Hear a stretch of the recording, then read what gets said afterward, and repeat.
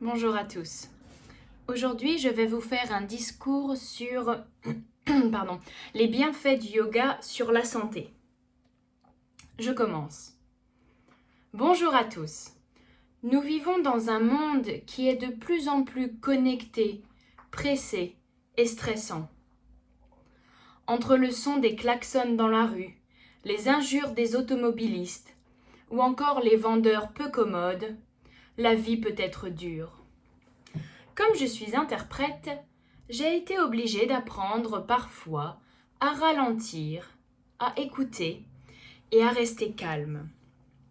Mais comme tout le monde, je suis humaine et il m'arrive parfois de péter les plombs. Alors, il y a 1 an, j'ai commencé à faire du yoga.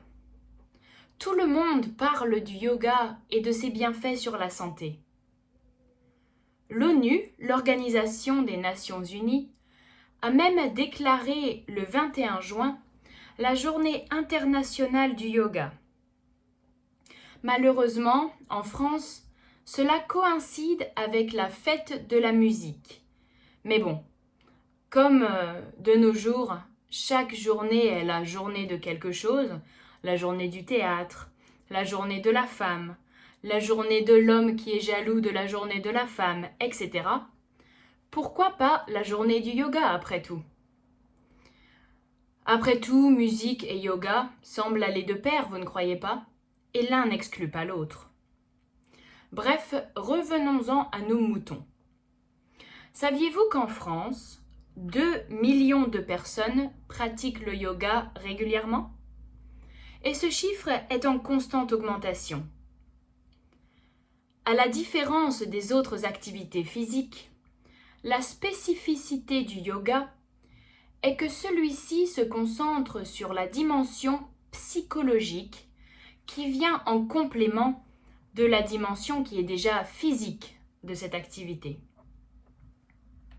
Beaucoup de gens pensaient déjà que le yoga avait de nombreux bienfaits sur la santé. Mais récemment, ces bienfaits ont été prouvés lors d'études médicales sérieuses. Ces nouvelles études ont tout d'abord démontré les bienfaits du yoga sur la santé d'un point de vue psychologique. En effet, ces études sont parvenues à montrer une réduction générale de l'anxiété et du stress. Il y aurait apparemment beaucoup moins de dépressifs chez les pratiquants du yoga. Le yoga renforcerait également les capacités mentales de ses pratiquants. Une étude en particulier a en effet été effectuée sur des volontaires souffrant de la maladie d'Alzheimer ou encore d'autres troubles de la mémoire. L'étude a été effectuée avec un IRM et des images du cerveau de ces patients volontaires ont été prises avant et après que les patients aient fait du yoga. Cette étude a démontré que les yogis étaient généralement de meilleure humeur que les patients qui n'avaient pas fait de yoga. Cette étude a aussi démontré une réduction des marqueurs de dépression potentielle, qui indiquent la susceptibilité d'une personne à faire une dépression. Finalement, l'étude a démontré l'amélioration de la mémoire visuelle et spatiale des patients, c'est-à-dire leur capacité à appréhender les volumes, la géométrie ou la gestion de l'espace.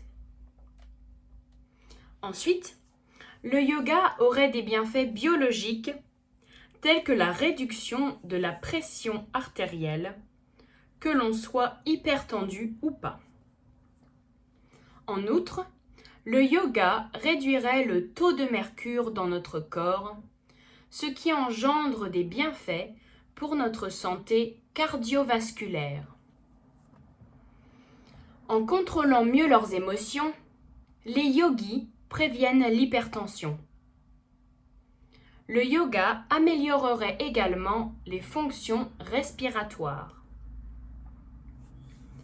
De plus, ces études ont démontré les bienfaits métaboliques du yoga, telles qu'une réduction du mauvais cholestérol, le cholestérol appelé LDL, et une augmentation du bon cholestérol, aussi appelé cholestérol protecteur ou HDL. Finalement, le yoga préviendrait, ou en tout cas améliorerait le diabète, en réduisant le taux d'hémoglobine glyquée, HbA1c, qui permet de mesurer le taux de glucose dans le sang. Au niveau de notre squelette, ces études montrent que le yoga renforce notre système ostéo-articulaire, c'est-à-dire nos os et nos articulations. Tout d'abord, le yoga nous aide à prévenir les chutes en améliorant notre équilibre. Les articulations sont renforcées, elles deviennent plus souples et plus fortes.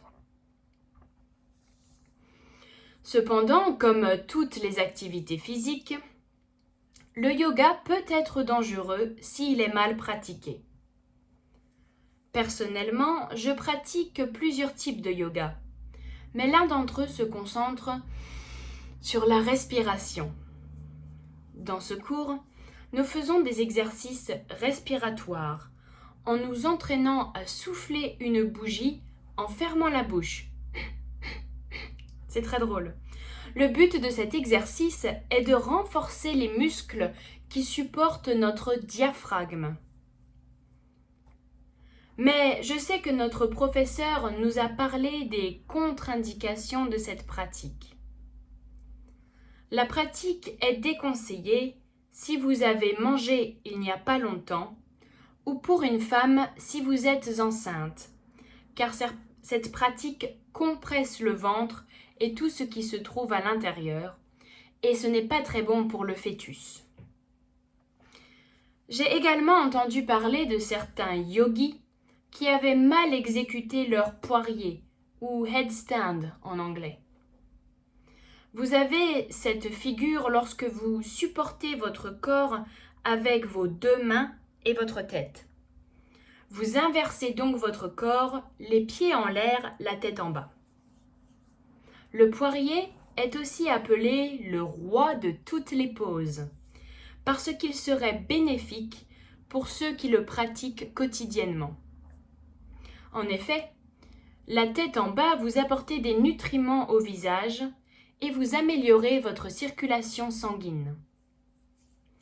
Mais attention, pour les yogis qui ne le font pas correctement, cela peut causer des dommages au cou et à la colonne vertébrale. Pareil pour le hot yoga. Les pratiquants de ce type de yoga disent qu'il renforce le cœur, nettoie les veines et renforce le système immunitaire. Cependant, pour l'avoir moi-même pratiqué, j'ai vu plusieurs yogis se trouver mal à cause de la chaleur et j'ai moi-même déjà manqué de m'évanouir plus d'une fois. Comme tout, il faut le temps que notre corps s'habitue à la chaleur et il est nécessaire d'apprendre à bien gérer son énergie. Finalement, comme le yoga est une discipline très spirituelle, il faut bien faire attention aux professeurs que l'on choisit pour éviter toute radicalisation. En effet, certains gourous, comme on les appelle parfois, ont été accusés de radicalisation, mais aussi d'attouchement sexuel et même de viol. Le problème, c'est qu'il n'existe pas de diplôme d'État pour être professeur de yoga en France. Si vous voulez commencer à faire du yoga, je vous conseille de trouver un centre qui pratique le yoga, mais un centre réputé, où de nombreux pratiquants se rendent déjà pour que vous puissiez vérifier les feedbacks en ligne ou même aller voir par vous-même avant de vous inscrire. S'il s'agit d'un bâtiment désaffecté, dans un coin reculé, et si vous êtes le seul étudiant, je vous conseille de vous poser de sérieuses questions. En conclusion, ces nouvelles études ont démontré les bienfaits du yoga, à la fois au niveau psychologique mais aussi physique. Les bienfaits du yoga sont rapides et perceptibles dès les premiers cours. Mais ils ne sont maintenus que si vous pratiquez le yoga régulièrement. Il est d'ailleurs conseillé de pratiquer le yoga au moins 3 fois par semaine. C'est beaucoup, mais les avantages sont évidents. Personnellement, ce que j'adore à propos du yoga, c'est que l'on n'a pas besoin de beaucoup d'équipements, de matériel. Généralement, un tapis de sol fait l'affaire et on peut le pratiquer seul chez soi.